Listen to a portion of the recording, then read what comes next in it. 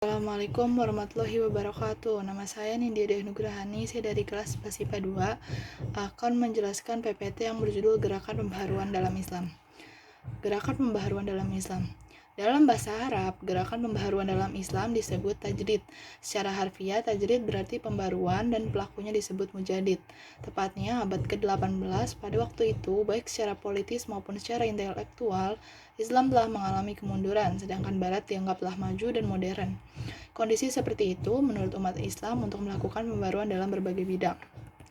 B. Macam-macam tokohnya.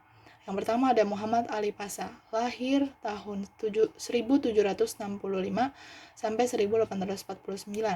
Beberapa pembaharuan yang dilakukan Muhammad Ali Pasha ialah yang pertama dalam bidang militer. Pada tahun ke-1815 Masehi, untuk pertama kalinya Mesir mendirikan sekolah militer.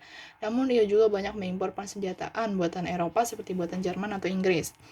Yang kedua dalam bidang ekonomi dan sosial, yaitu membangun sistem irigasi sehingga hasil pertanian jadi lebih baik. Yang ketiga ada dalam bidang pendidikan dengan dibentuknya Kementerian Pendidikan. Yang kedua ada Jamaluddin Al-Afghani yang lahir pada tahun 1838 sampai 1897.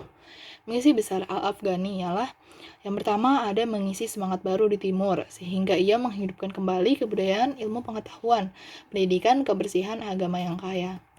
Yang kedua ada melawan dominasi asing, yaitu atau bisa disebut dengan imperialisasi Barat. Sehingga negara-negara timur dikembalikan kepada kemerdekaannya yang diperkuat oleh ikatan kebersamaan untuk menghalau bahaya yang datang dari bangsa Barat. Yang ketiga ada Muhammad Abduh yang lahir pada tahun 1849 hingga 1905.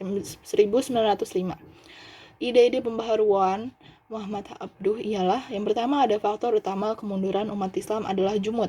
Yang kedua ada bidang masalah ijtihad. Yang ketiga ada bidang ilmu pengetahuan. Yang keempat ada bidang keluarga dan wanita.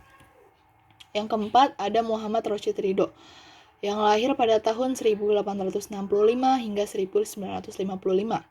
Pemikiran pembaharuan Islam Muhammad Rashid Ridho ialah yang pertama ada dalam bidang keagamaan, yaitu umat Islam harus kembali kepada ajaran yang sebenarnya, yaitu ajaran yang murni dan terhindar dari segala lidah yang merongrong ajaran tauhid.